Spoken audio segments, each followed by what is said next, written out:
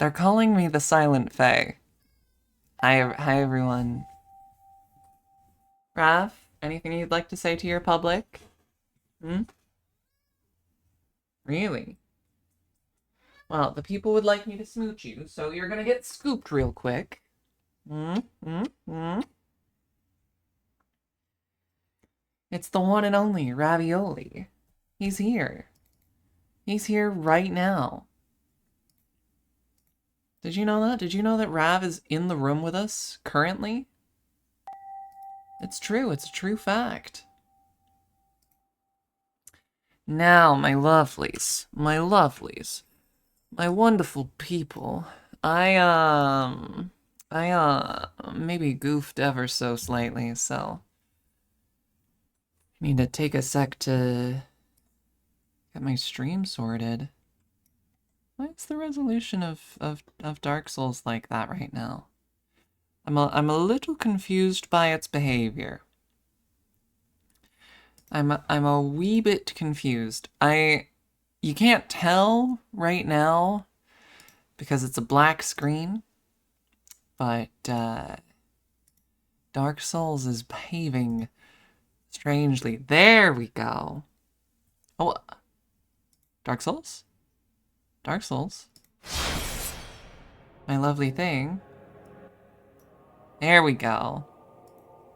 There we go.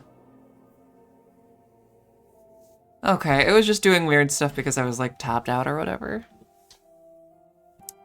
So I hope everyone's doing well today. God, I'm just always gonna look like a ghoul, aren't I? I had a pretty enjoyable weekend myself. Tapping out is often doing this. Okay. Do I have life gems? Am I clean out? I've been informed that there is a place where you can get infinite life gems. That does sound nice. I would be open to someone telling me where it is I can purchase infinite life gems and human effigies. Your weekend was good, but it was too hot? That's fair. I was a little bit busy. But like good busy, generally. I know. Could you? Are you serious? Okay. Life gems are in Majula after Last Giant? Well, I've already done Last Giant, so I'm gonna pay a visit. I'm gonna go over there. Cause,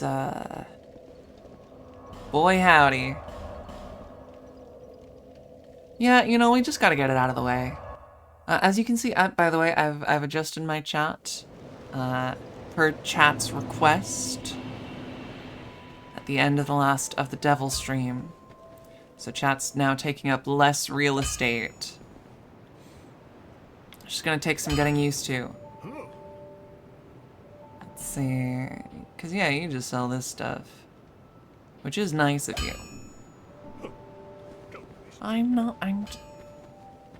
They always do this. They always do this when I'm shopping around. I like take 2 seconds to consider my options. I back out of the conversation to get money or think about things. Don't waste my time. If you're not gonna buy anything, why'd you even come here? But buddy, just give me time. Just give me some patience. I hope you find something of use. And yeah, you just sell clothes. Well, So where in Majula is this merchant I am looking for? Up here, perchance? But I actually had a birthday celebration this weekend. That was a big thing I did. Not because I have a birthday in the summer. I don't. I'll have you know, I was born in February. But I was celebrating my birthday this weekend. Do you ever cry out for help? The journey of an undead is long and treacherous. Yeah, it's... If you need help when you face danger, protection is yours. I see. Then you'll have to, if you ever require. Yeah, I appreciate that, bud. Maybe you need to buy enough shit from Mentia. Was she that undead merchant that I was initially buying stuff from? Here? Is this Mentia? So here's what happened. Okay?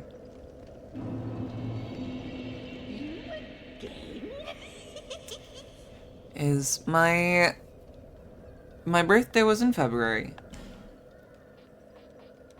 And my mother initially had plans to celebrate it.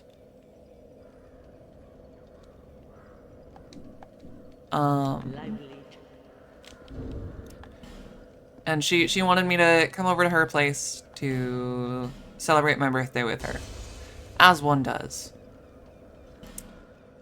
And then some stuff happened, and my grandmother on her side, she's been having some memory issues. She's been having some stuff.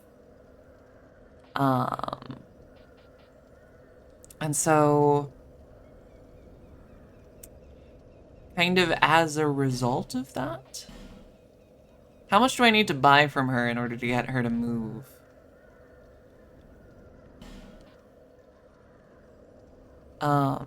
Yeah, and she's been having memory stuff for a bit. And my mother and stepfather were like, we can let her stay in our house until we can find a place for her, right? An actual professional care facility.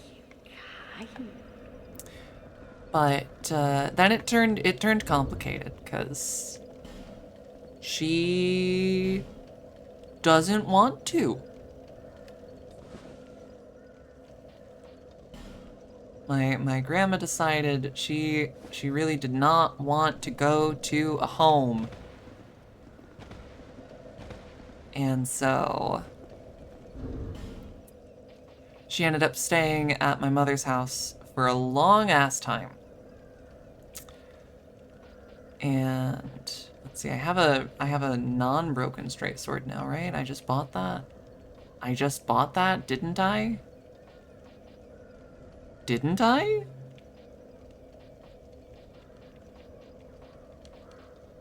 Did I not buy?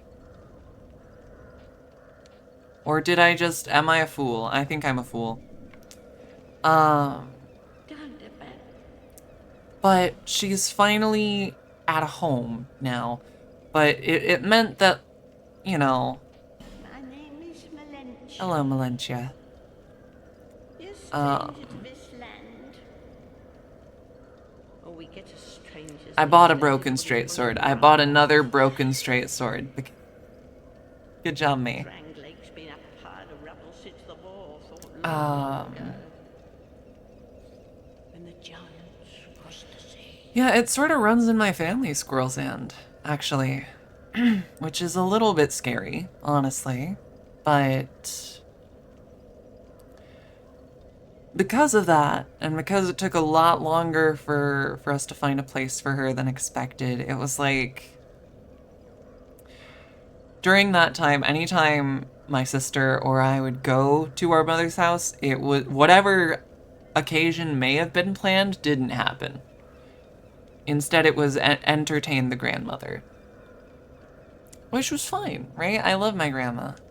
And I want to be there for her right now. Seemed like the battles would never end. Poor folk like myself have But been she's in a place now. She's being cared for. The sword And so my mother texted me and was like, hey, so you know how we never got to celebrate your birthday? And you know how it's your older sister's birthday this month? What if you two just had a double birthday this year? So that's what we did. And my partner and I drove over to my parents' place. My sister and her fiance were there. My stepfather made Dutch oven peach cobbler, which was excellent. We hung out. It was nice. From each carcass sprouted new life growing into what you see now. But you know what they also say? Don't believe What did... an old hag says. Oh, Malentia. It's high time that I pick Yeah, no, peach cobbler is the shit. Dutch oven cooking is fun as hell. I remember back when I joined Boy Scouts, right? Back when I first joined the Boy Scouts, my stepdad and I did not know what a Dutch oven really was. Neither of us had ever done that before. But the scouts showed us. Did some Dutch oven cooking. And wouldn't you know it, my stepfather became a Dutch oven cooking addict. He is now the master of the Dutch oven, to be honest. I need souls.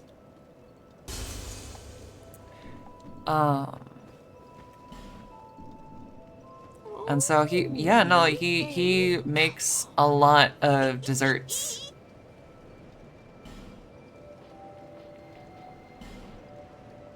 He makes a ton of desserts. And they're all so good. Thank you kindly. I did hear that. I did hear that it's now co-ed.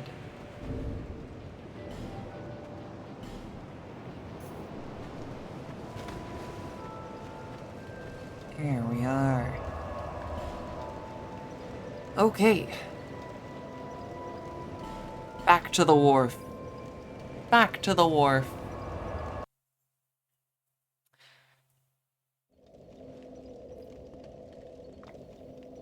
Started properly playing I started properly playing Nikke again since I've been writing that fanfic. And I forgot how much I hate Bacillus. I always forget how much I hate Bacillus until Bacillus is doing things on screen.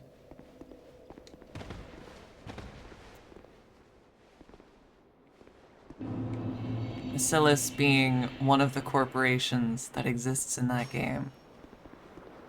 It's like, you know, there's a lot of corporations in the game. And they do corporate things generally, but like Bacillus is like comically evil.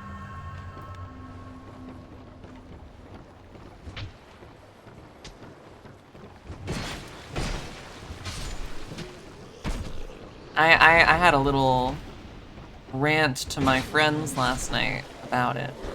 Ow. No. After stream, you gotta get back to your own fic writing? I've been thinking so much. I think the Nikkes in Nikke, they genuinely can be used so easily as specifically an allegory for trans misogyny. And the extent to which that is the case, I did not fully realize until I started writing this fic, right?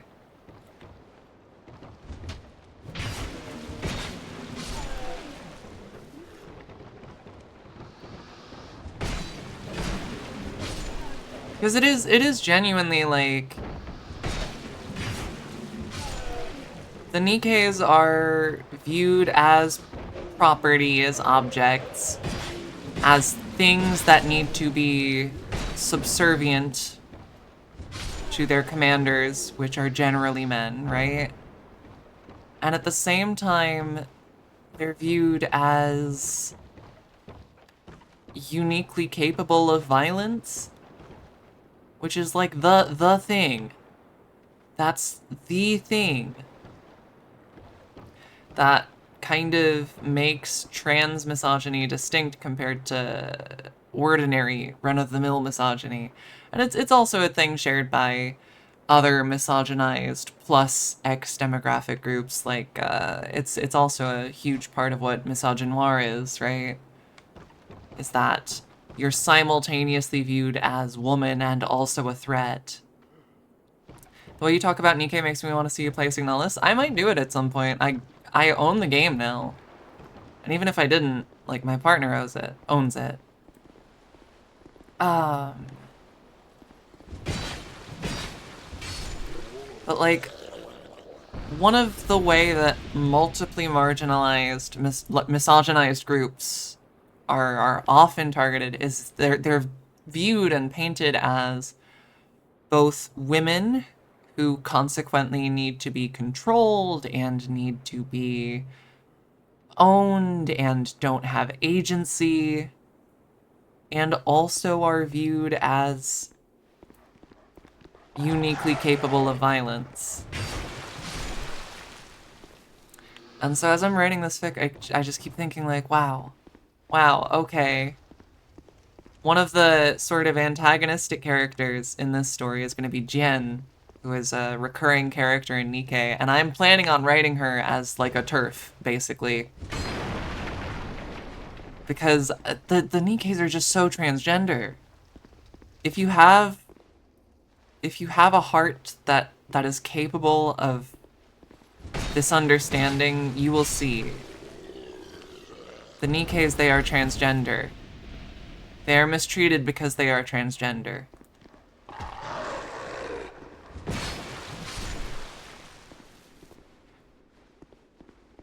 I've been thinking a lot about just writing and storytelling in general lately, you know?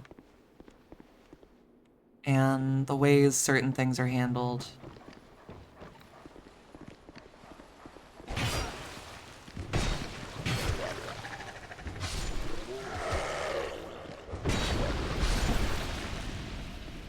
Mm-hmm. Exactly that. What is Nikke? It is a very sexualized gacha game. How? It is a very successful gacha game that is sort of a rails shooter is probably or like arcade shooter is the best way to describe it. That has some genuinely incredibly good character writing mixed with incredibly horny nonsense, and which would genuinely just straight up be peak fiction if it addressed the misogyny inherent to its setting. And so I'm writing fanfic about it. Alright, there's gonna be a horrible beast up here, right? Yeah. And I don't own a torch. I don't own a torch.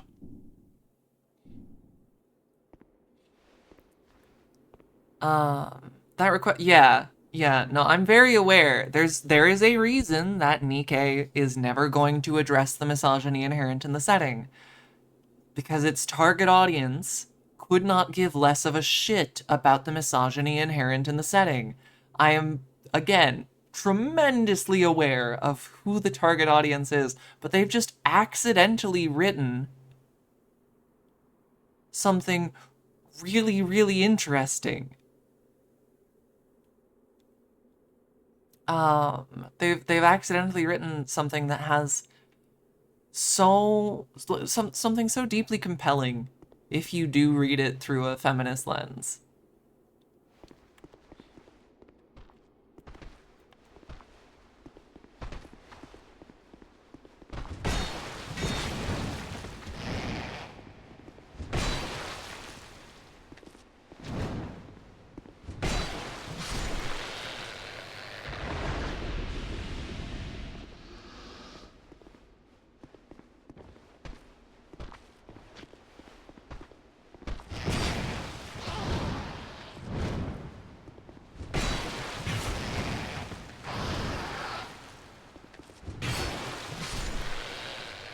Yeah.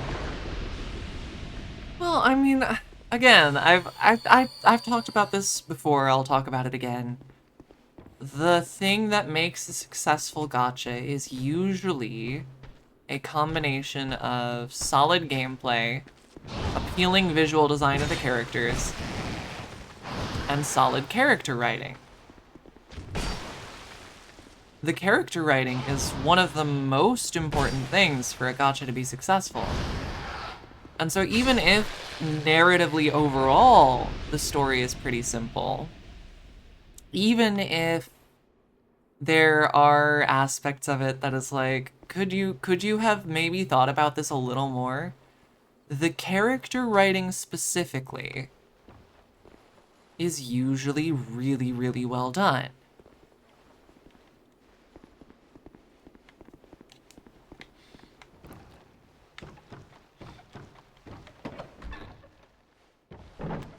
Oh.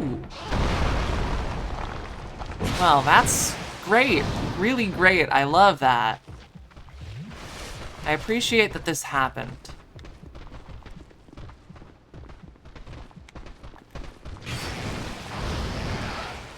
Fucking wonderful.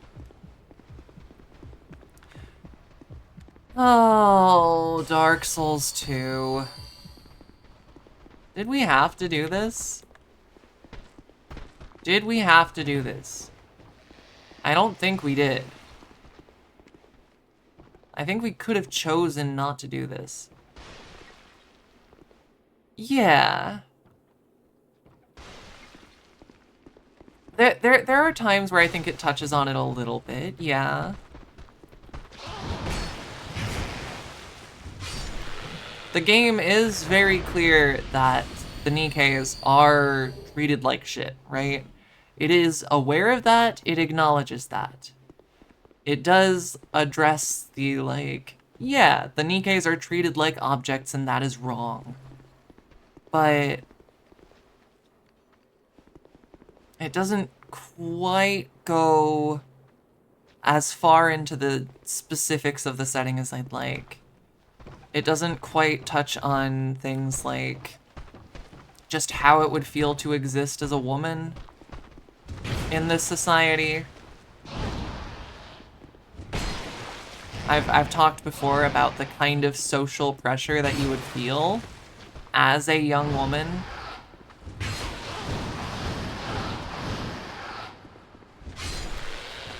In this society.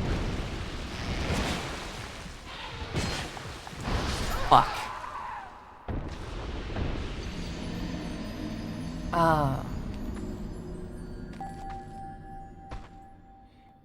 So, like, it touches on things a little bit, but...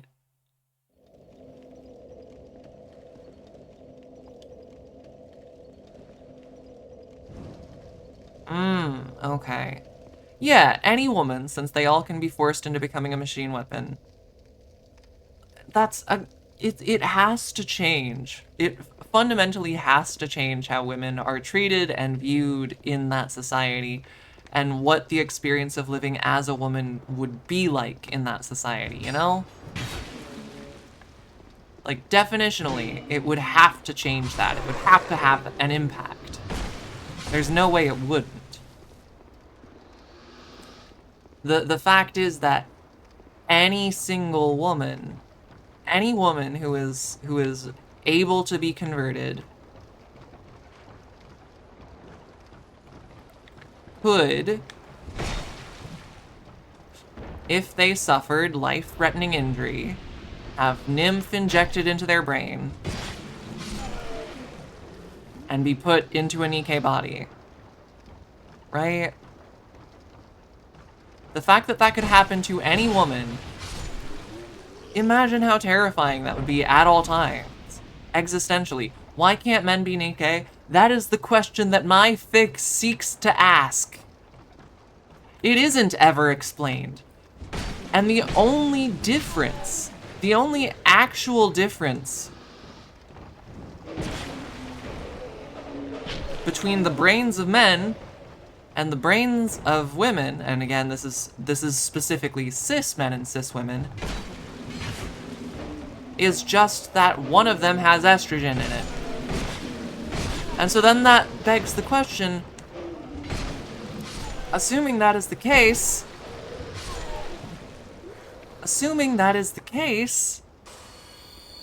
surely, if you just estrogenize the brain,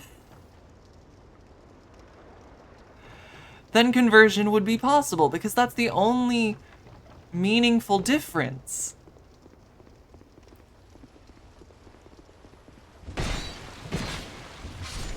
And so the main character in the fic I'm writing, who is a trans girl who became a Nikkei and who lost her memories in the process and is slowly piecing them together over the course of the story. Shit, I tabbed out, because I was turning an ad away. For all of you. I did this for you. But this trans girl who wanted to transition was like, well, the ARC isn't going to provide me HRT. They're going to view that as a pointless expenditure of resources. They're going to view it as wasteful. They won't give me HRT. So I need to find a way to make it worthwhile for me to get HRT. And the method she came up with was, well, what if we do it as a way to increase the number of people who could viably be turned into Nikkeis? And she got a job at Bacillus, the fucked up evil company. She got a job there. And eventually had the chance to pitch that as a research project. Yeah. Yeah, get out of here. You get out of here.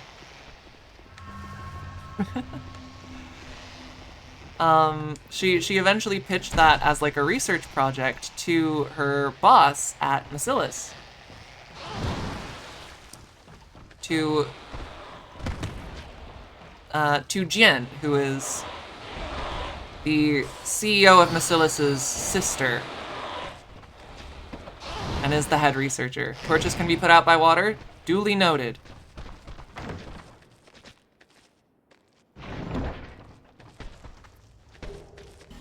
So she's...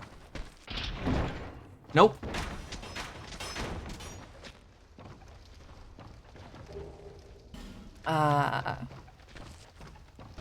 And she pitches this research idea to Jian, and Jian is like, do you seriously think I never thought of that?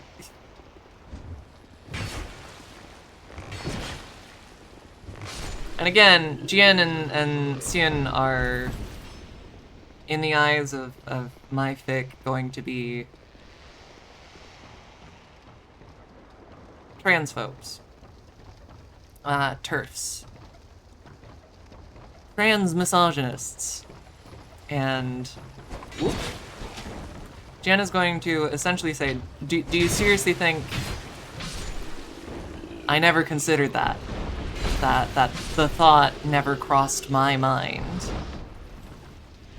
She's going to use that as an excuse to say that the main character is a man with audacity because, again, she's a piece of shit.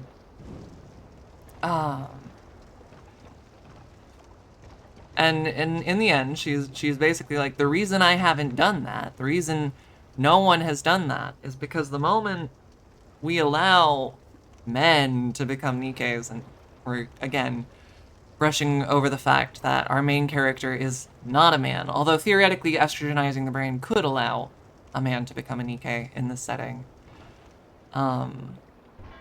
She's like, if we allow men to become Nikkeis, then Nikkeis might get rights, and then I can't do my fucked up experiments on them. She loves her fucked up experiments. To an extent, I dislike the term TERF because they never seem to be feminists. Yeah. It is the term that is stuck, but they're not feminists. They've co-opted the title. They have. Alright, so I've called a boat. And then I take it, yeah. Yeah. You drop down here, it literally gives you a homeward bone. So I'm going to use it. And I'll drink my water.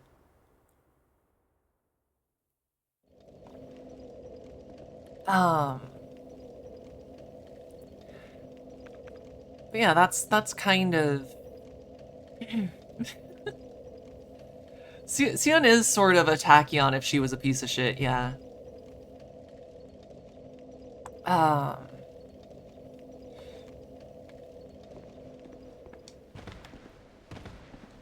And so I just think the Nikkes are deeply transmisogynized characters, and I think that's very compelling.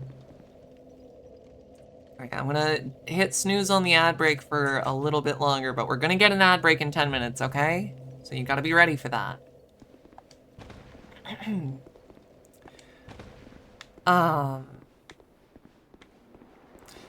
Yes, so the specific text that it highlighted as bad squishy was the phrase "feminist makes me sick," which is a bit of a misunderstanding on your part, Twitch. She was saying that someone falsely claiming to be a feminist when she was a piece of shit makes you sick. Ow. Thank you. There we go.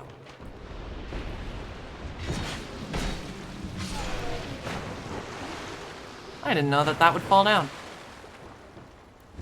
Interesting.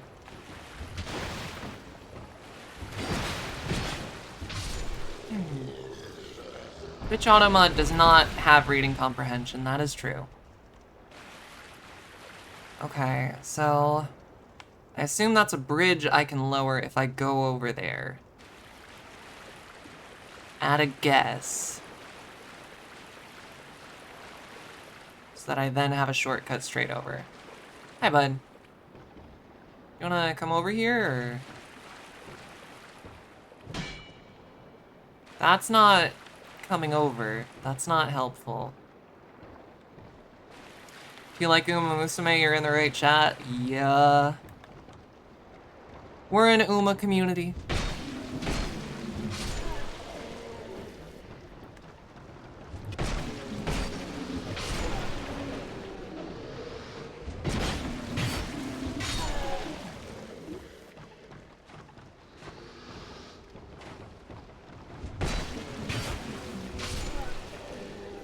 Do we have a date for the Discord Uma watch party? Not yet. The poll has concluded, so it's going to be on weekends.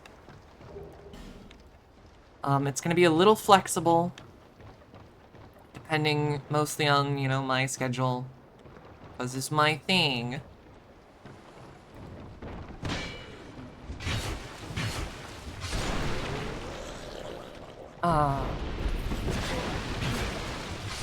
But it will be happening. Shit.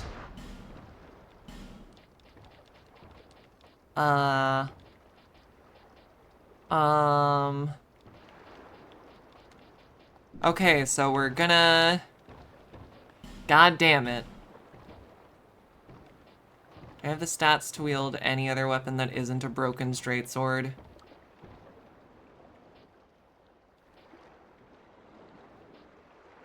Let's see, if can I two-hand this greatsword? No, I can't. Can I two-hand this sword? No. I don't believe so. Right, two-handing usually gives you... Well, I should be able to two-hand this, right? I think I can two-hand this.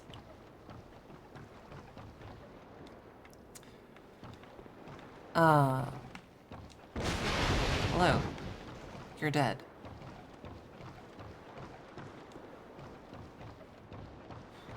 Yeah, that's what I thought, Floral.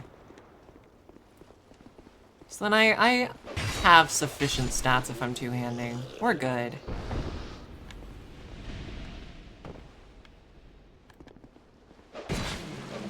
Boop, boop.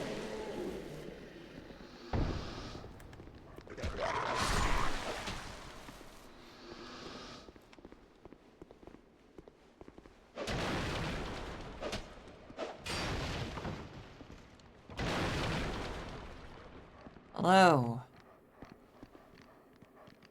Hello, dogs.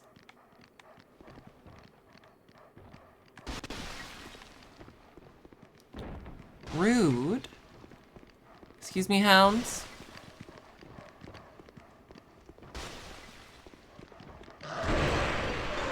Yeah.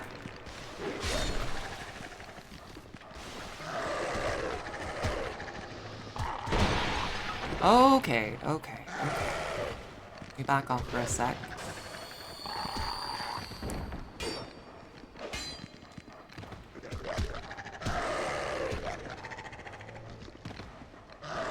Oh, dogs in FromSoft games, how I love you. Oh, dogs in FromSoft games. We're good? Okay, we're not actually good. I can't hit them.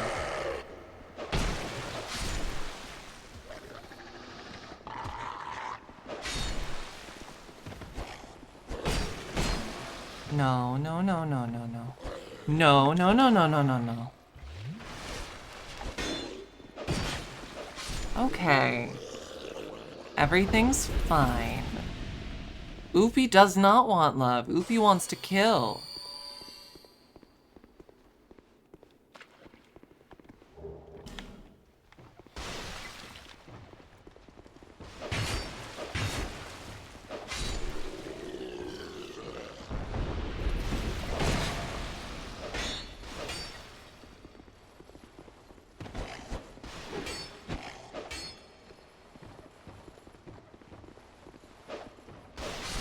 No heal for you. No heal for you. Okay, ow.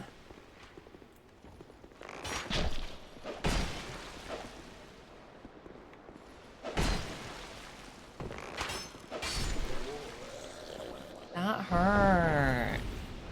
Why would they hit me? That hurt. I was so terrified of that phantom for a second.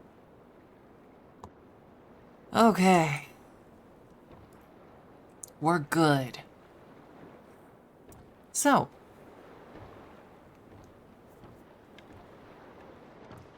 I've been thinking about one of my favorite stories lately. And I want to be honest. This game never stops being mean. No, not really.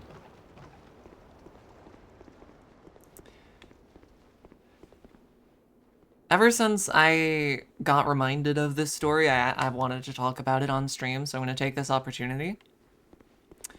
There is a story on scribblehub.com called Dissonant. And I believe, if I remember correctly, it is by an author called Cheery Vulpus. Bro was sitting on the air. Sick as hell. There is a Discord. If you type !Discord. It's a fairly recent addition.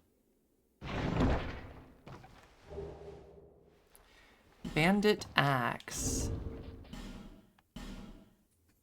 New axe unlocked? New axe unlocked. I can't use it. But I will be able to. Eventually.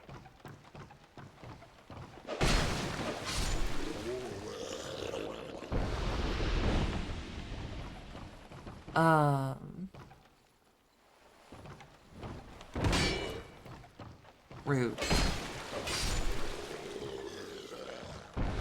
But there's a story called Dissonant by Cheery Vulpus. And I think it has quite possibly one of the best examples of having a shitty character get better without doing a redemption arc, right? Because there's a difference between those things.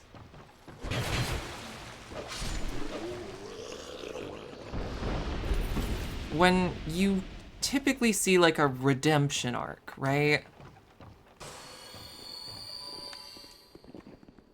You see a... Nice. You see a character who has done wrong and wants to do better and is given the opportunity by the narrative to be better, right? And is typically forgiven. That's the big thing, is that the character who did the wrong is usually forgiven in a redemption arc, right?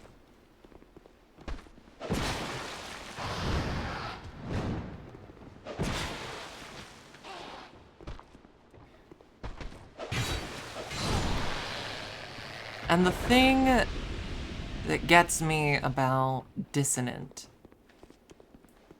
and this is, I suppose, spoilers a little bit for the story. I still think it's worth reading, regardless.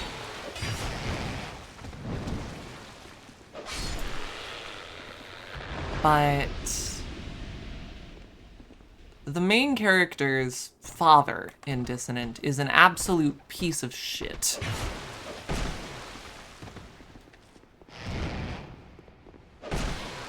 The basic premise of the story is that there are monsters in the world. Those monsters are usually animals that have mutated into something horrible.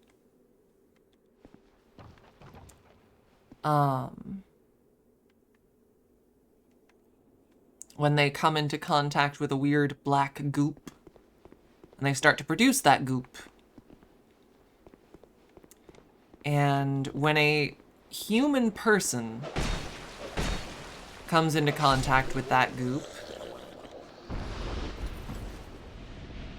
they will either get a bunch of hallucinations and weird dreams and then nothing will come of it.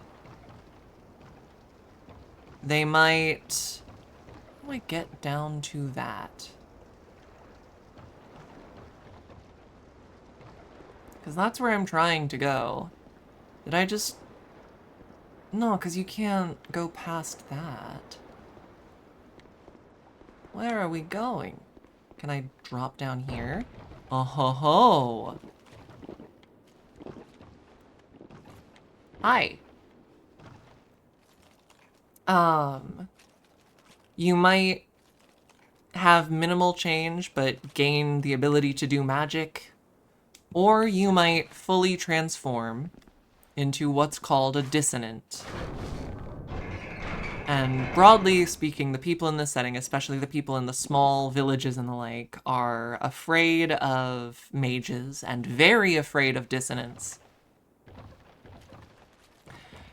And at the start of the story, our main character and her older brother, who are residents of a small village, encounter a monster in the woods. And they both get gooped in the process.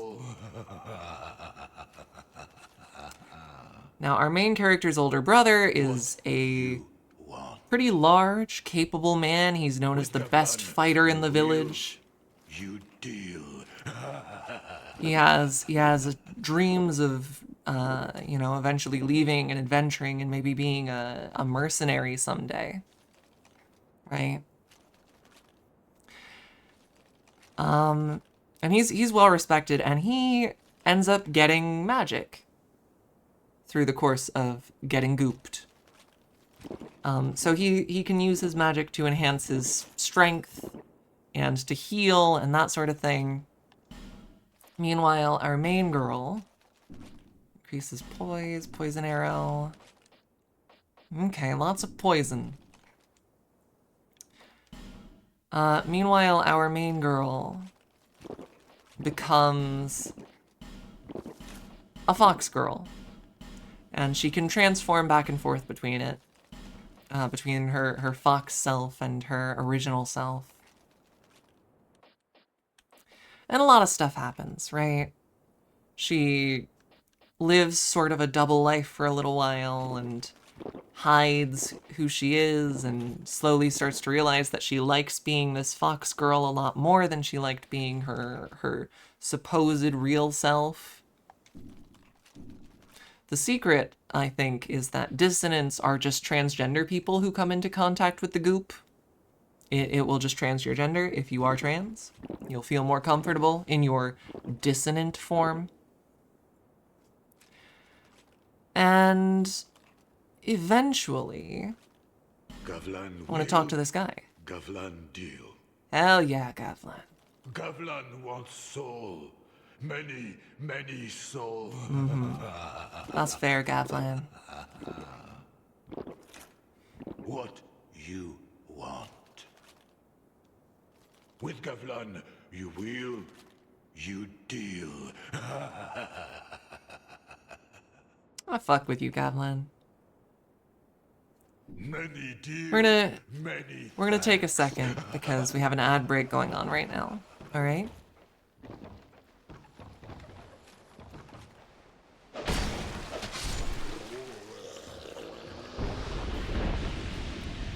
Yeah, Gavlan wheel, Gavlan deal. That's what I've learned. It's an important lesson to learn, honestly. I'm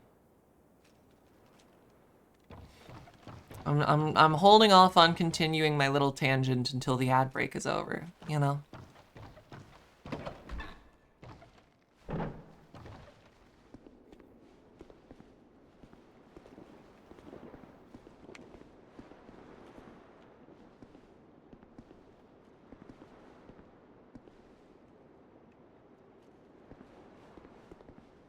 Oh, not the ghouls again.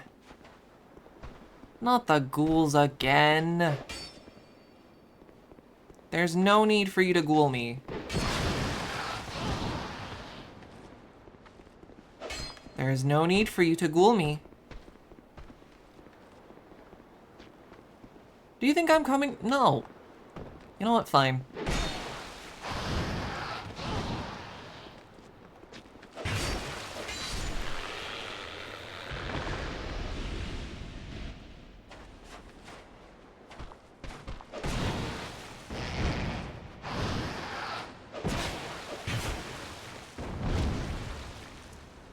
Oof. Okay, so everyone's back.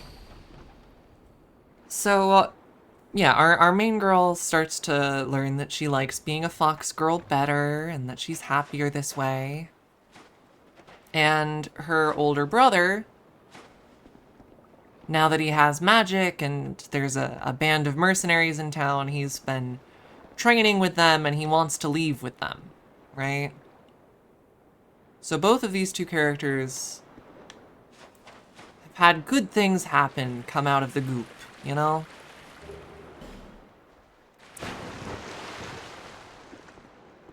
And their father eventually finds out about pieces of this. And you, the reader, find out things about their father over time.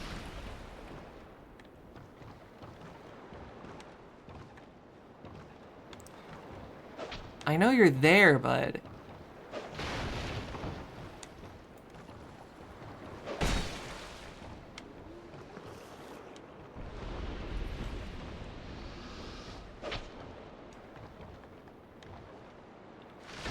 There we go.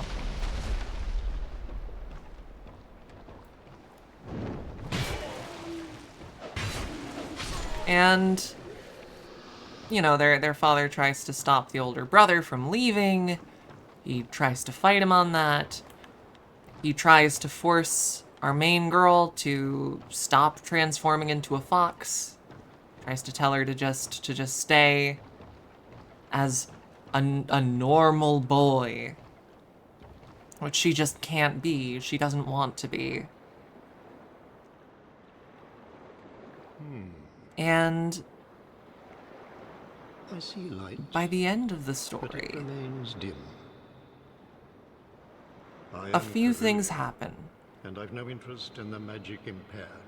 What? I see light. I am Karun. Wow. Wow, alright. The magic impaired.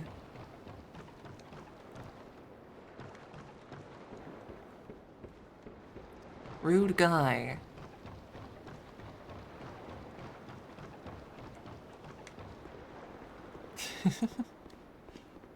So a few things happen, right, by the end of this, where he's trying to prevent our main girl from living as the fox girl that she is. He's trying to prevent his son from leaving and actually outright duels him.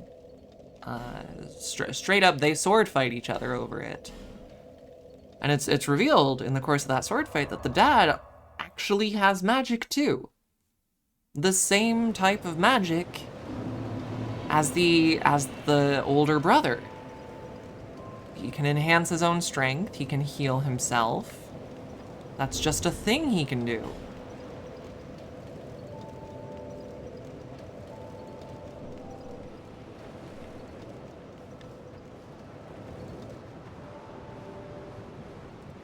It's also revealed that he had a wife who was a fox woman, like his daughter has now turned out to be.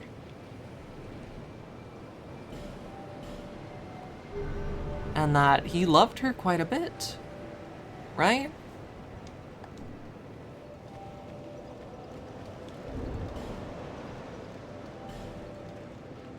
And that's a big part of why he's been doing everything he can, everything he has this story, is out of love, right? It's misguided, it's deeply misguided. But part of it is, I don't want you to leave, I don't want to be alone again. Part of it is he's seen how the main character's mother was treated and doesn't want her to be treated that way. And at the end of the story, when her nature is revealed to the village and a bunch of shit happens and there's a monster attacking the village at the same time, her dad picks up a sword, puts himself between her and the monster, and in the end puts himself between her and the village. And here's the thing that I like about this story, right? Is we have a man who has done something awful. He's done several awful things for reasons you can understand, but that don't stop being awful. And who then does something good at the end of the story, after you've had the chance to understand why he did the things he did. But it doesn't fix things between him and his children. The fact is, he still fucked it up. The fact is, he still hurt them both. And they both leave. And our main character, our lovely fox girl, she has a talk with him and she says, it's good that you're doing better. It's good that this changed. I'm happy that you're trying.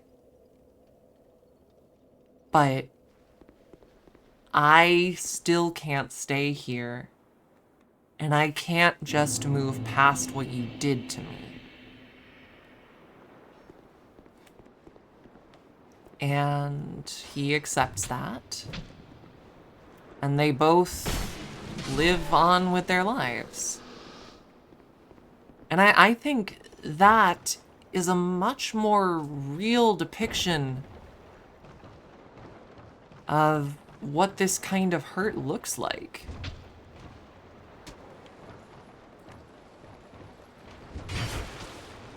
It's not just fixed. It's not undone. It's not over. The man who did it, becoming a better person, does not obligate his daughter to forgive him for having done it.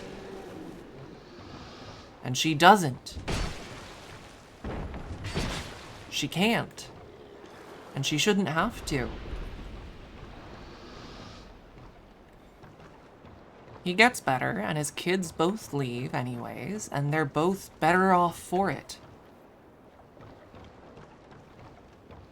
And I think that's a really important thing to remember with forgiveness in real life as well, is that even if someone really is sorry, even if someone really is trying to do better, it's a good thing that they are. And you should be happy that they are. But you're never obligated to keep someone who hurt you in your life.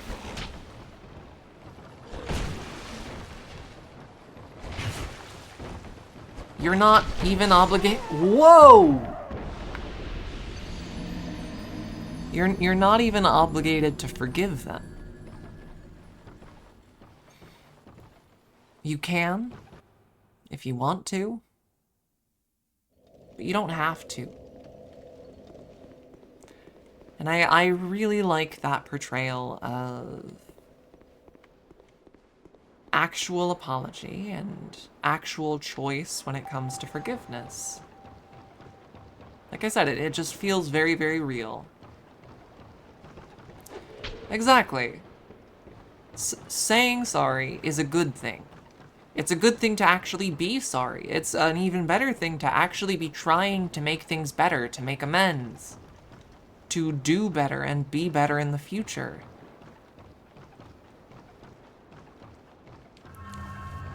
But it doesn't change that the hurt happened to begin with.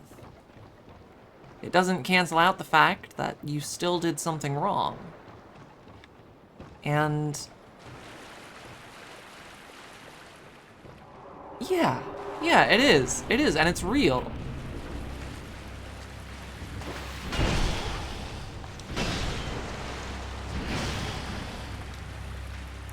Right? There are people who have hurt me and who are being better,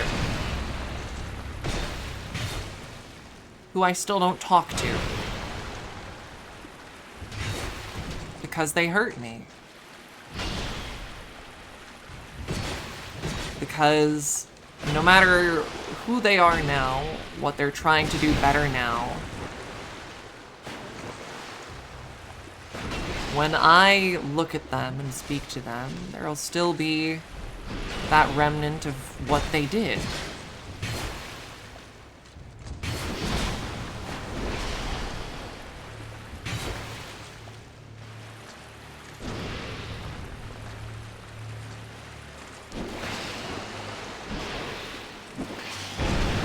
Woof.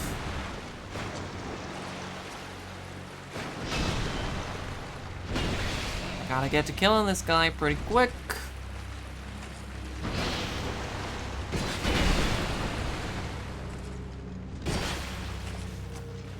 Or I'm going to drown in the water.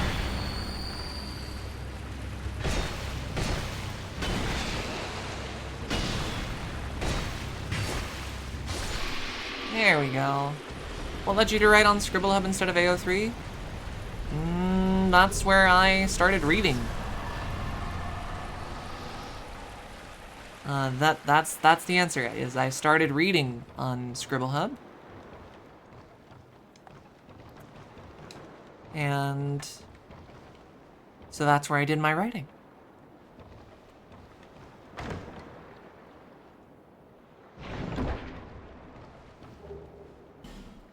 Pyromancy! Pyromancy! I love you, Pyromancy! Yes! Pyromancy was great in the last game. I might Pyromance again. Scribble Hub does have a high density of trans authors compared to other platforms. It's not universally so, but... Hello, Merm!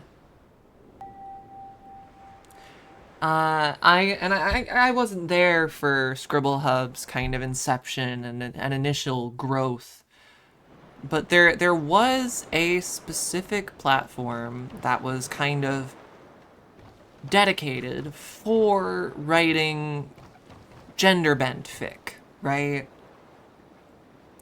And it wasn't trans fic, it was gender bent. The sort that is demeaning towards women, that is, wow, wouldn't this be an embarrassing thing to be made into a woman? You know? But naturally, a lot of eggs found their way there, to that particular stream, or to that particular platform. Exactly. But it is also, oftentimes, one of the most accessible things you'll find as an egg, right?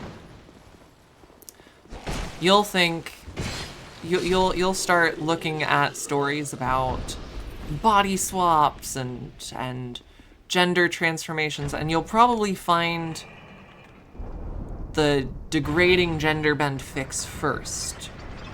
And you might take issue with certain parts of it, but at the same time, you're like, this is the closest that I'm currently finding to the thing that I want, because there's more of it. And so this website was for gender bend. And a lot of trans people, a lot of trans women found their way to it over time. And many of them eventually realized they were trans. And in the course of doing so, started to feel a certain distaste towards some of these stories and how they're handled, and wanted something different. And Scribble Hub has outright transgender tags and categories and stuff, right?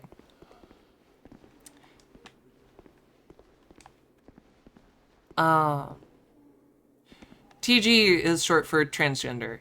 It's transgender transformation art. But it's not usually actually trans.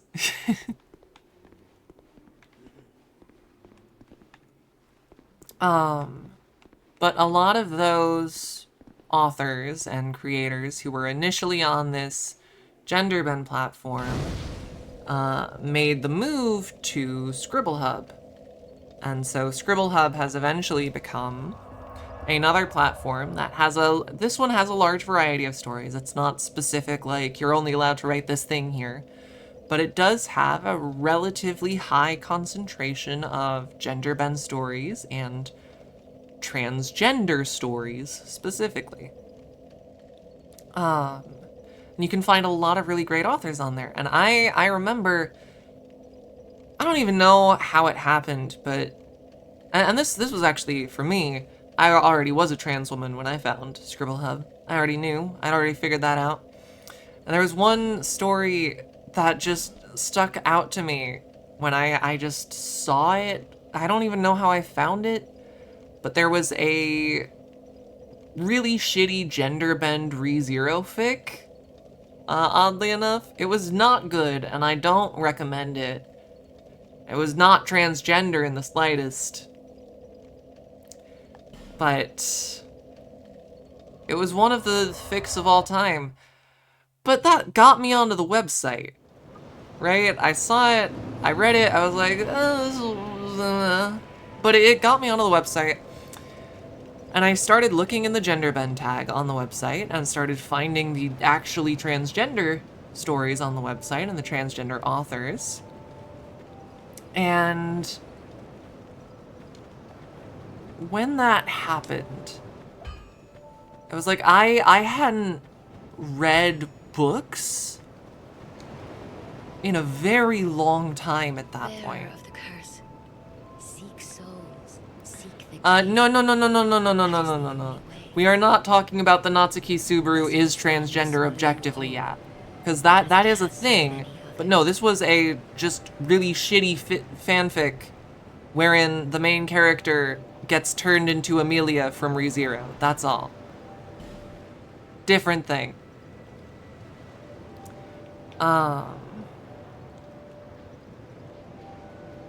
Yay, I have an attunement slot. Now I need some vigor. Please and thank you.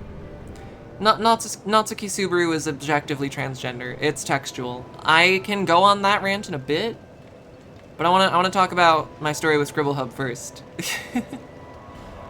But after I read this fic, I believe we have talked about it before, because it's important to me that everyone acknowledge that Natsuki Subaru is transgender.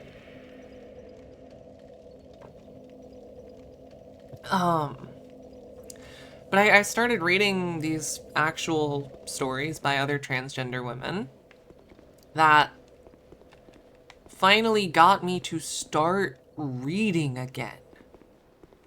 I was actually reading again because the characters in these stories were relatable to me in a way that other stories and other characters hadn't been. It was relatable to me in a unique way that I hadn't experienced in other storytelling before. And that made me want to read more. And so I started reading at a volume that I hadn't done since high school. I was devouring these stories. And eventually, after I read so many of them, I mean, my brain naturally decided, ooh, what? Stun-locked by a crossbow.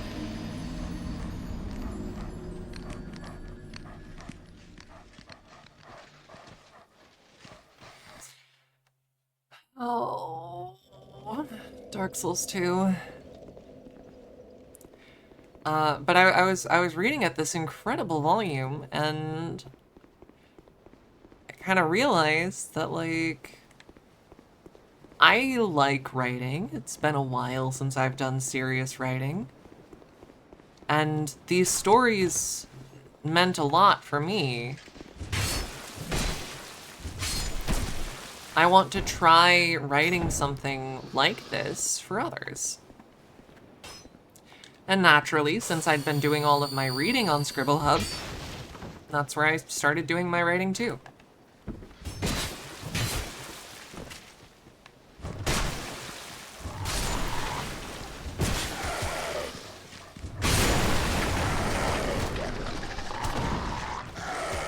And that's the full no.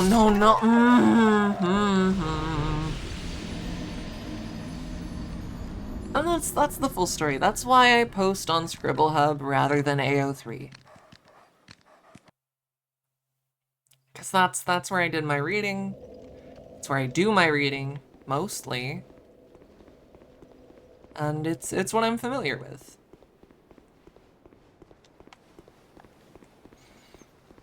There's nothing wrong with AO3 inherently. And I've considered starting to cross-post there. But Scribble Hub is my home. Scribble is my home.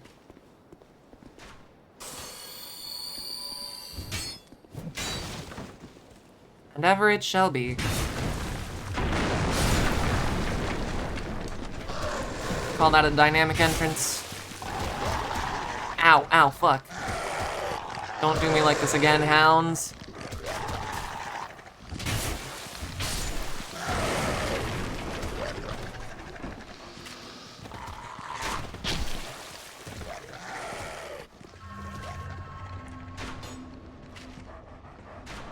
Just a moment, everyone. Just gonna pop this life gem real quick.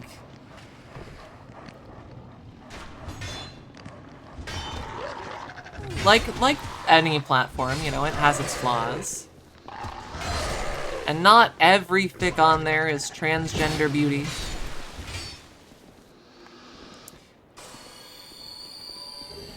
But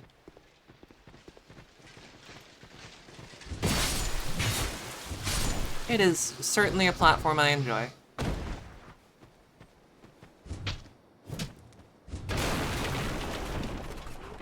I enjoy writing there. I enjoy reading there. I have a good time. The hounds do want to feast on my bones. It's kind of rude of them.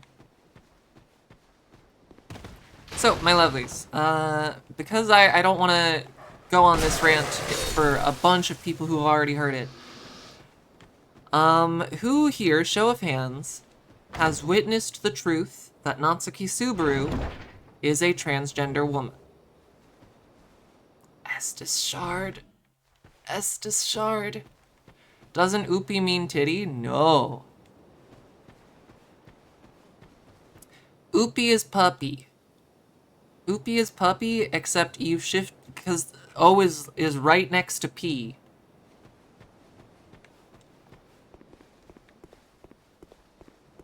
Okay. Yeah, show of hands. I don't follow ReZero. You don't have to. I'll explain everything. Okay. And to be clear, this is something that the anime might never touch on. There's in fact, a high likelihood that the anime does not touch on this. Because,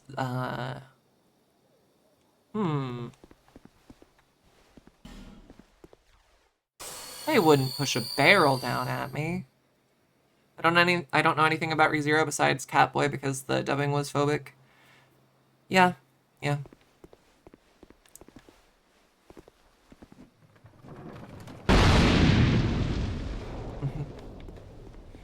Expected outcome there.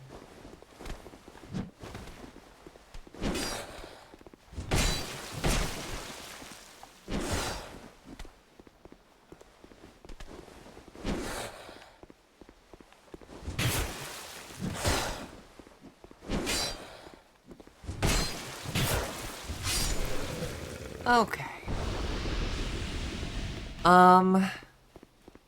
So Natsuki Subaru, the main character of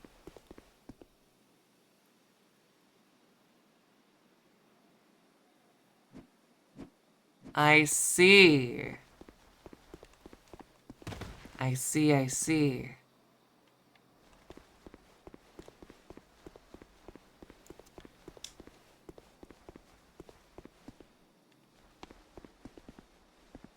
So the basic premise of ReZero is that our main character, Natsuki Subaru, gets isekai'd. That is, sent to another world.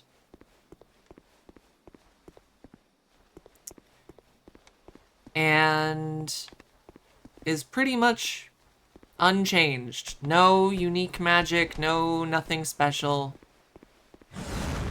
Whoa.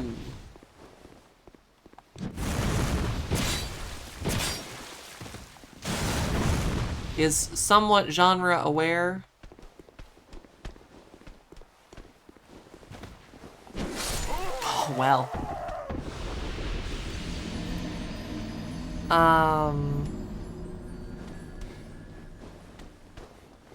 Yeah, Natsuki. Natsuki. Important distinction. So Subaru is...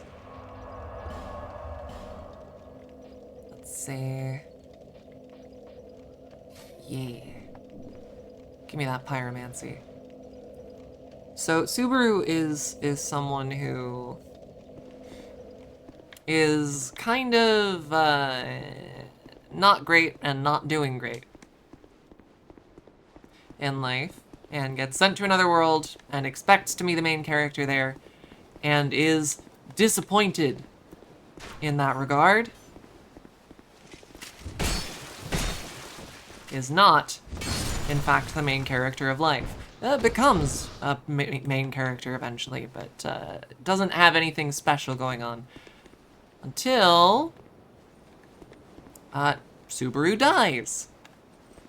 And discovers that there is, in fact, one special power that they possess.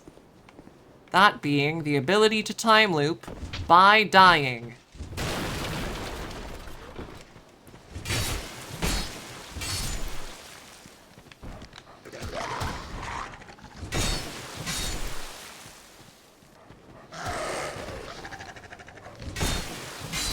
And so begins a long, long story of very slow self-improvement through repeated lives and deaths.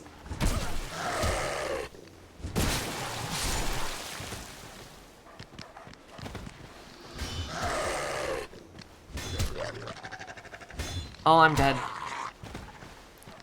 Or not.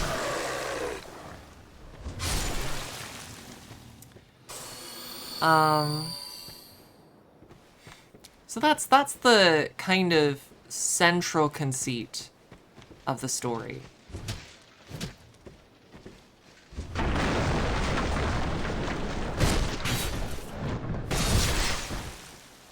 Now, here's why Natsuki Subaru is transgender. There are a few reasons.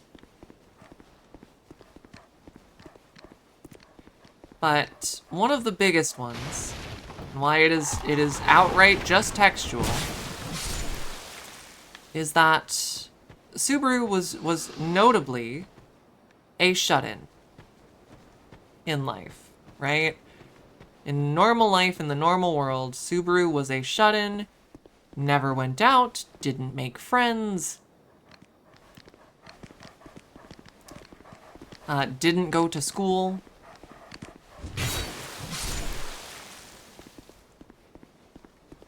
Just stayed at home,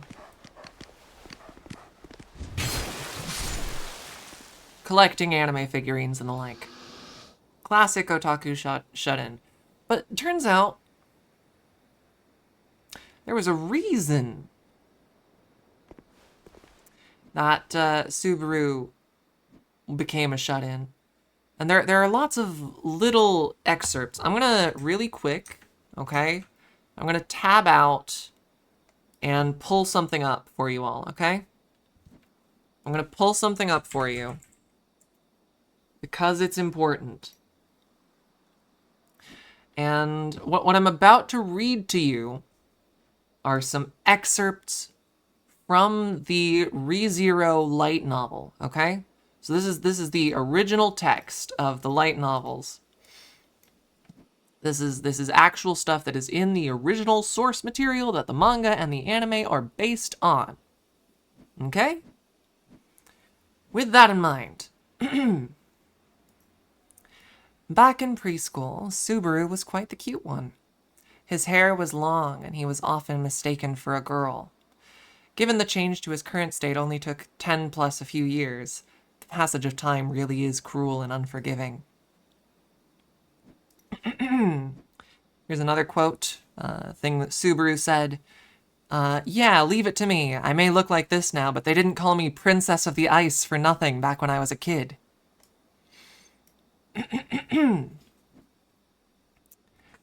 And here's another very important piece of text.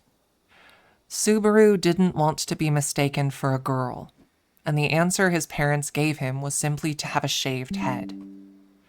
Nowadays, he would only feel comfortable as long as the back of his neck felt jarring to the touch, but back then it made him cry a lot.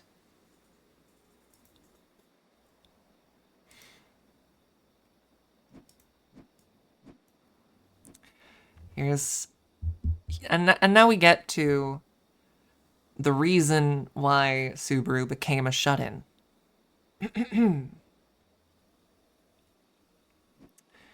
Fortunately, this wasn't the first time he cross-dressed, so he knew how to do it. After all, I did it perfectly for my high school entrance ceremony and fooled them all the way until the third day. One of the deciding factors was that he was unexpectedly suited for makeup and that his name was Subaru, which could be used for both men and women.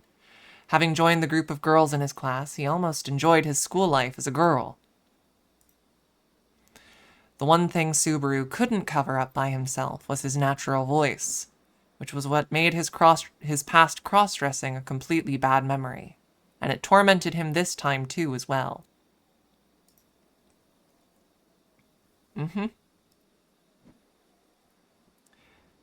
Subaru, not Natsuki Subaru, of ReZero fame, voice trained now, actually.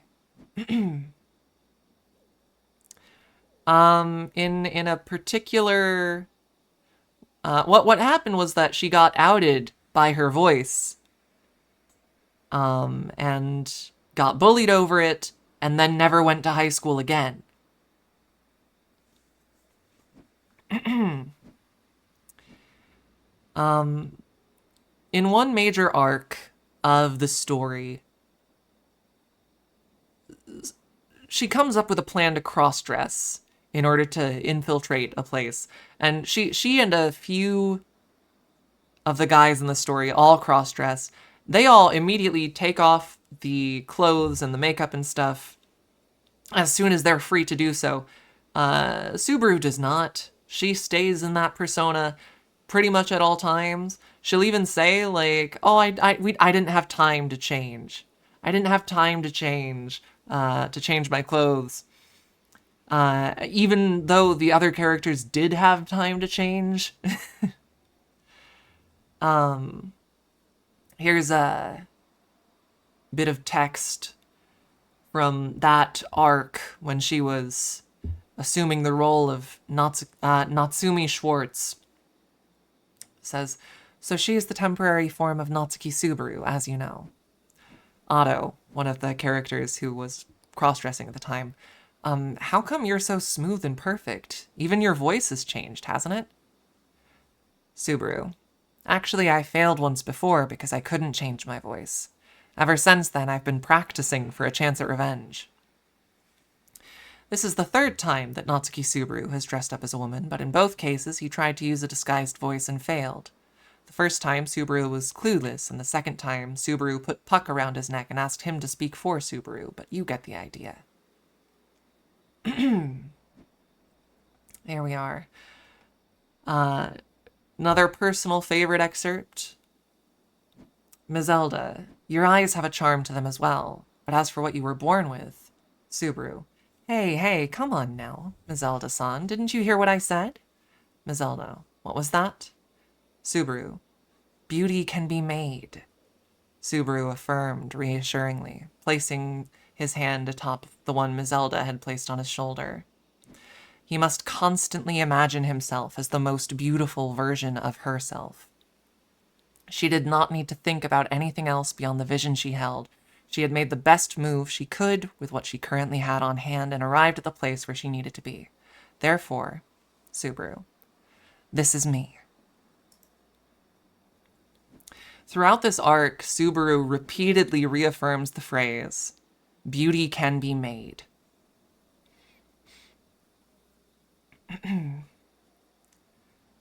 Here's one last fun excerpt for you. One last fun excerpt. Subaru, what do you mean? Actually, what are you even talking about? You know, I find these conversations without a clear subject pretty annoying. Tarita, Natsumi, that's what. Why would you pretend to be something you're not, even when no one's looking? Is it really necessary? Subaru, pretending to be something I'm not? Having no clue, Subaru replied questionably, and Tarita and the others were taken aback. Naturally, it's a joke, Subaru said, as he dispelled their surprise. She's a woman! So there we go. That's the brief cliff notes of just putting the evidence in front of your face. That is a transgender woman. Natsumi Schwartz is a transgender woman, and she's beautiful.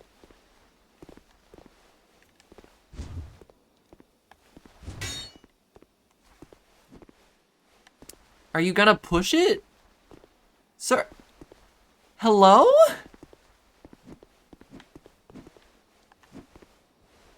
Can you do the thing? Can you push the barrel? I'm gonna die if you...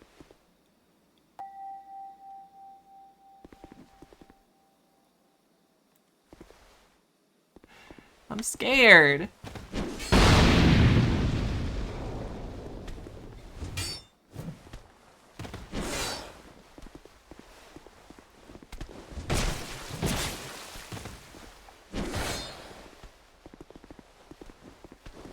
Yeah, it's not, it's just text. It's not subtext at all, yeah.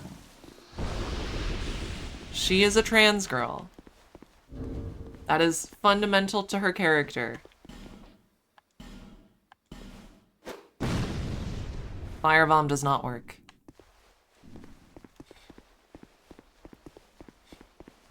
Well, guess I just gotta go for a walk. Kinda wanna try my pyromancy now. That is not my pyromancy flame. Right, wrong hand.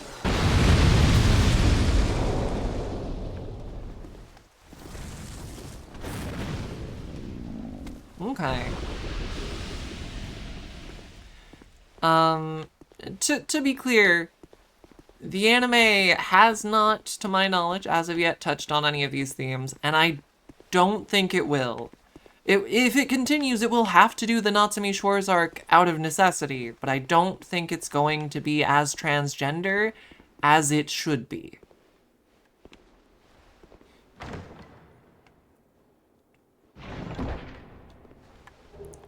I do think the anime is good, though, and if you do watch it with the understanding that she's a girl, it's very interesting to see. It's also touched on at the start that, well, they're going to not make it transgender, is what I'm saying.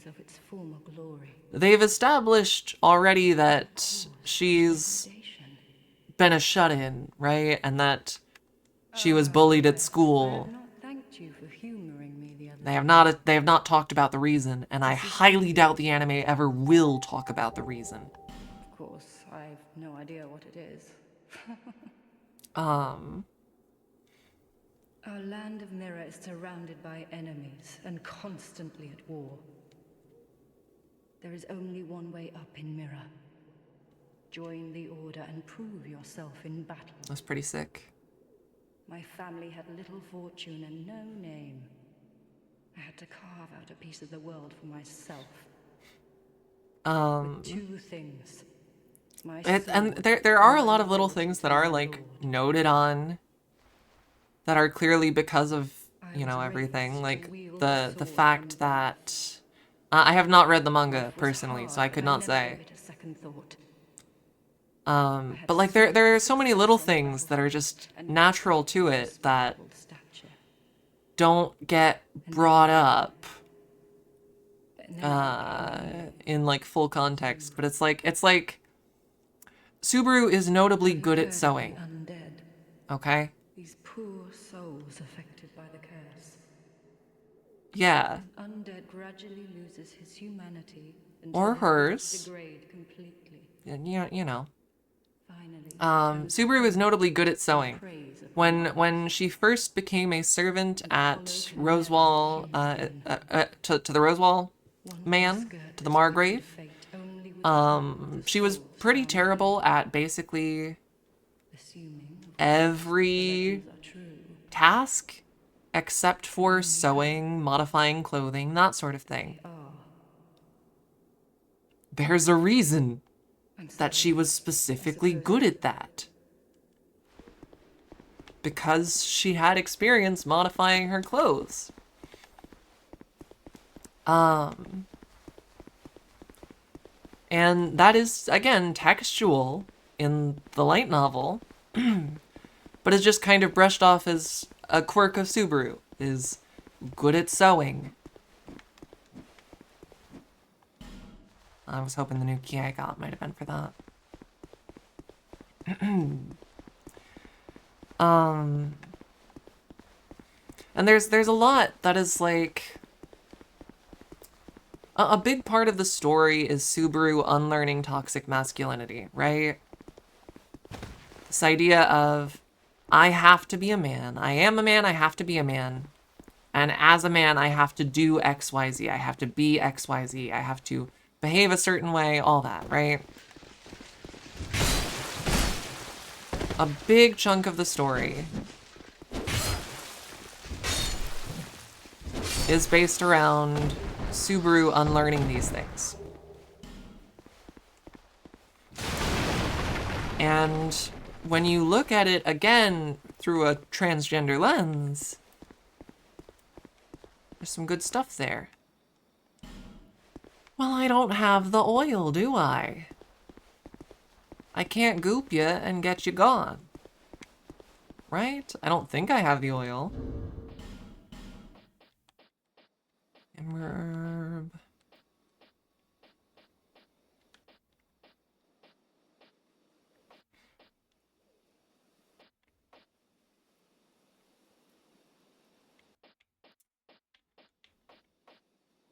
Yeah.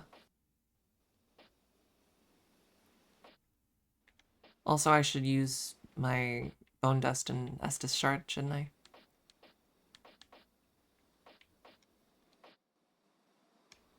Yeah, I don't have a way to get rid of the petrification.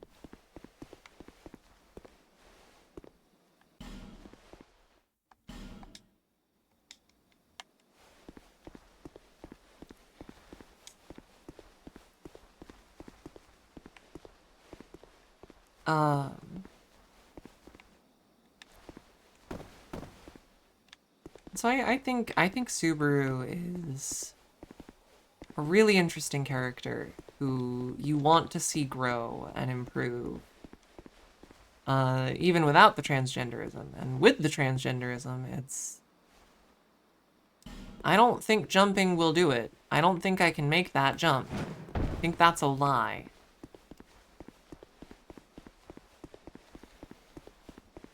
I'm also not sure of where else I can go.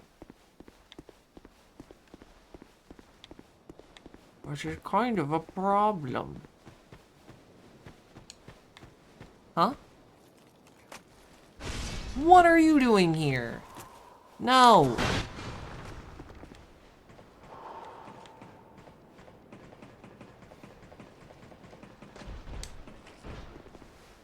The Chaser? Don't call him the Chaser.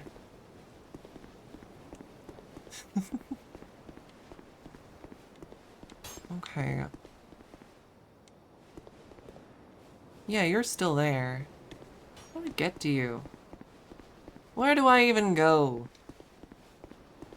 I can't open that door because I don't have the item I need. I don't see another path at this point. I don't see anywhere else I could go. I could fight the pursuer. I don't see why I would, though. Pursuer is, not kind.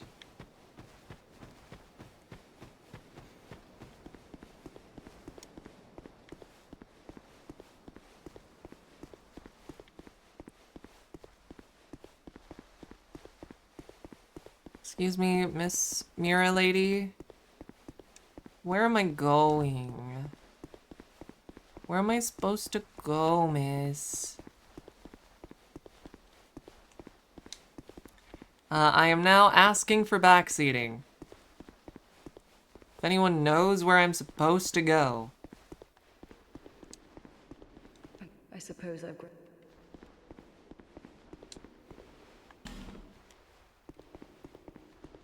If anyone could tell me who I am or where I'm going.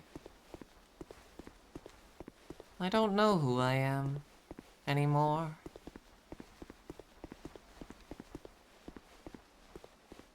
Yeah, there's no way I can get up onto that, and I need to get up onto that if I wanted to get over there. Where can I get a fragrant branch, though? I don't have one of those, and I don't know where to find them.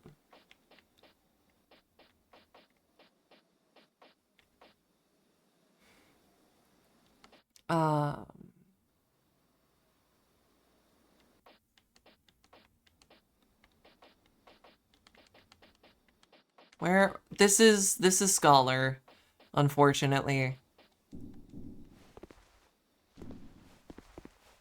You think Valencia sells one? Okay. Is there a door where Pursuer was? I didn't see one.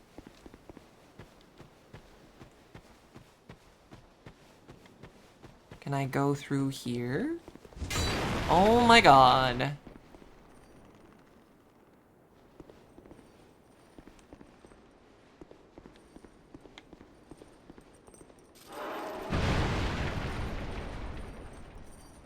That was pretty intense here. Alright. I broke a hole in the wall. Amazing. Be wary of right, then be wary of left.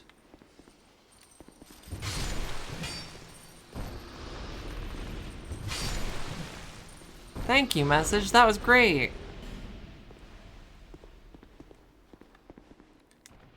It's a great message. How have I been enjoying DS2? I haven't been.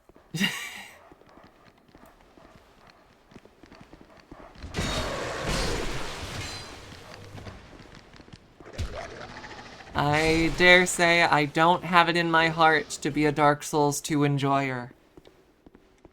But we're progressing. I'm starting to become wise to the ways in which this game is bullshit.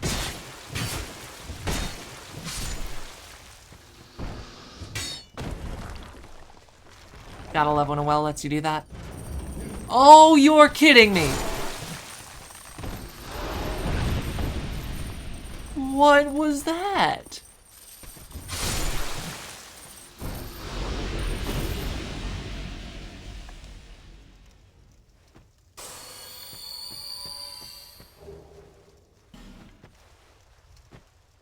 Thanks, Dark Souls 2. I love that. I so love when you do that to me. It makes me happy. Can you tell? I'm so happy right now. What the fuck? Why was that sword bouncing around? Don't question why the swords are bouncing. Just be happy that they are. There's so many guys in there. Unacceptable guy quantity.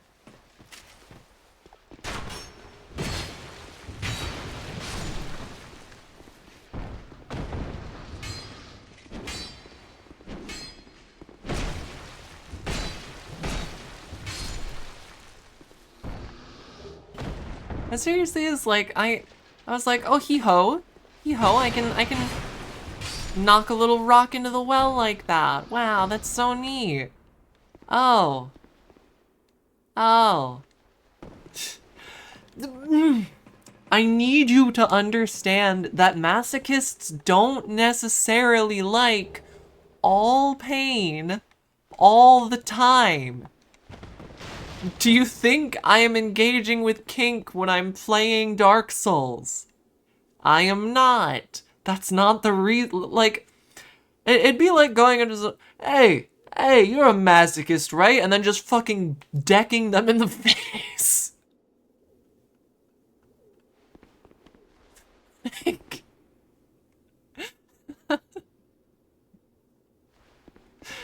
You're a masochist, right? Let me just beat the shit out of you real quick. You're into that, aren't you?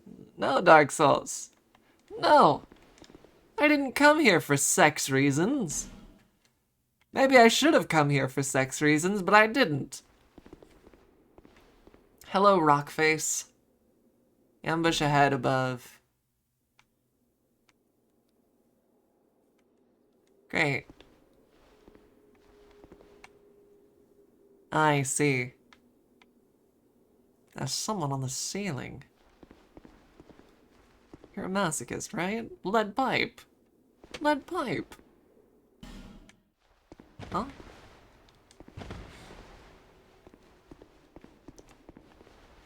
And I know Miyazaki kinks off this game, right? I know that's why he had it made. Because he's a kinky fucker and that's what he's into. Ooh. Oh. Oh, oh.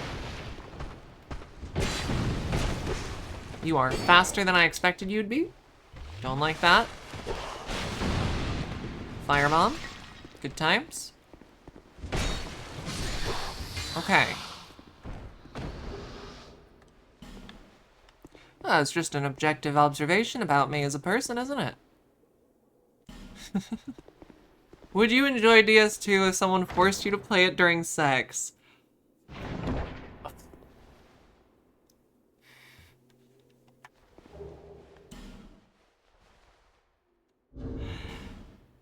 I hate that I can't definitively say no. I hate that I can't, like, definitively be like, no, it wouldn't make it a more enjoyable experience to me, but like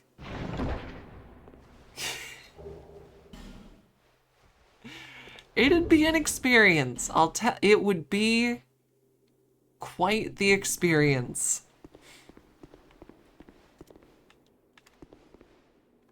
Hurrah for jumping, then miracles.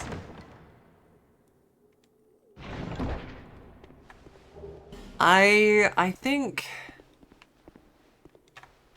and here's a fun fact about me, and this is gonna change how you look at me. I'm not gonna lie, this is gonna affect your perception of me as a person. Be wary of shortcut, but pointless?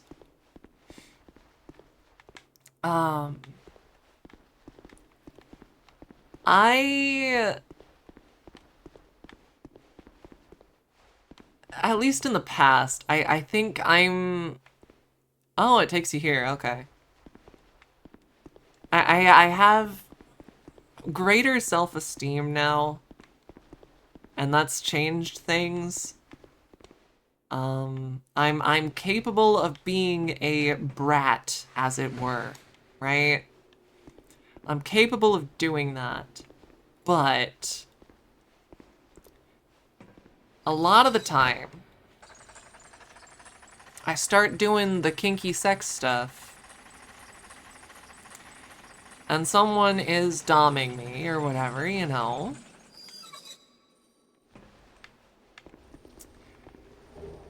And they offer, like, pain as a punishment, you know? And I like pain, right? And so usually that kind of dynamic, you brat a little bit so they hit you and then you do the thing anyways, right? But I'm better at it now, right? I enjoy it more now to actively kind of be like, if you want me to do what you say, make me. But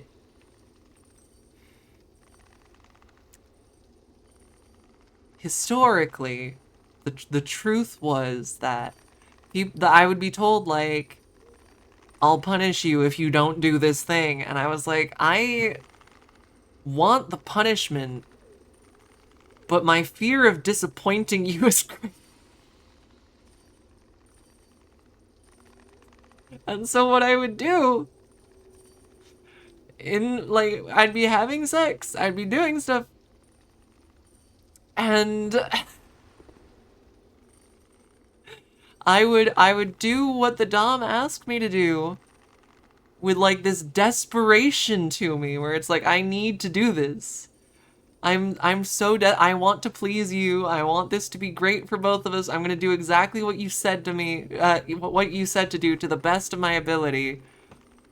And then after it's done, I'm gonna real pathetic, like, be like, but, can you still hit me anyways?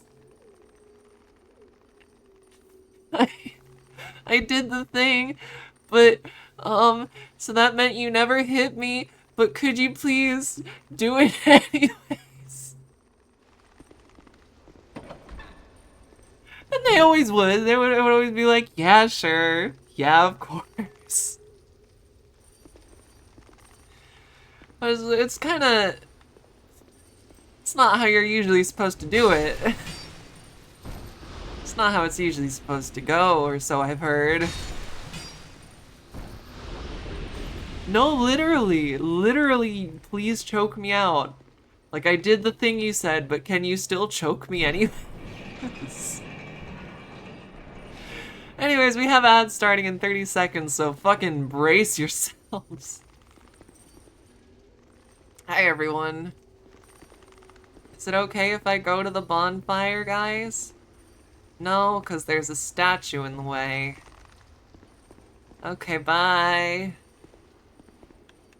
I wish I could go there. Yeah, you all have fun with the ads. You have fun. Goodbye, everyone. Enjoy your advertisements.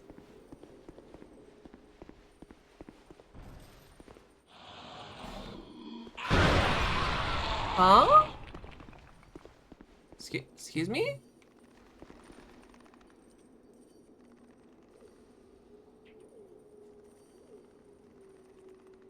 Alright. Oh, sorry, I'm actually gonna deal with you first, I think.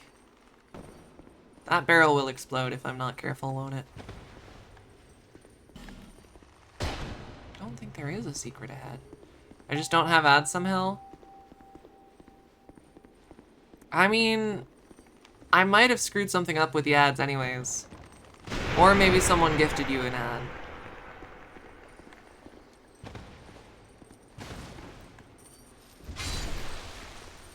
Or gifted you a sub, not gifted you an ad. Here's my present for you. It's an advertisement.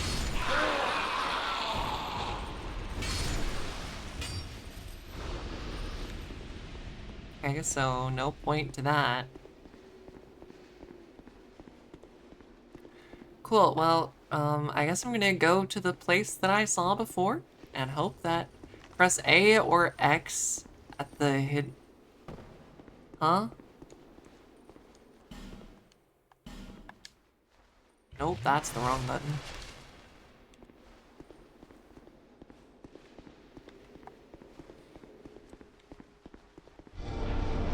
What? You don't hit them in this game? Ridiculous. That just ain't right. Where am I? Who am I? Pursuer. No. Not you, Pursuer. No, no.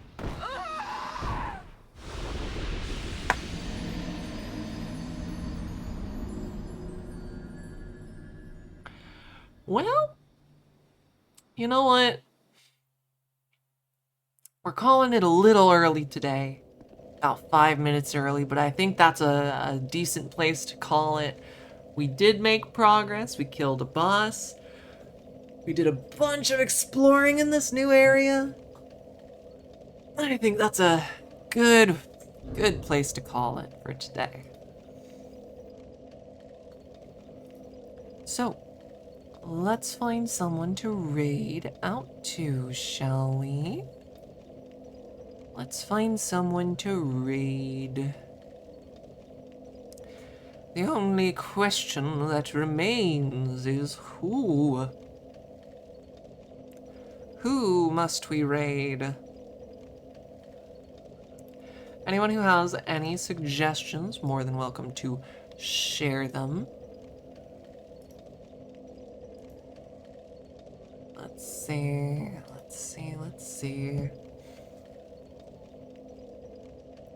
I'm always looking for people who tag themselves as LGBT. We do have a good number of people who are live right now. That trans knight? I'm not familiar, but I am intrigued.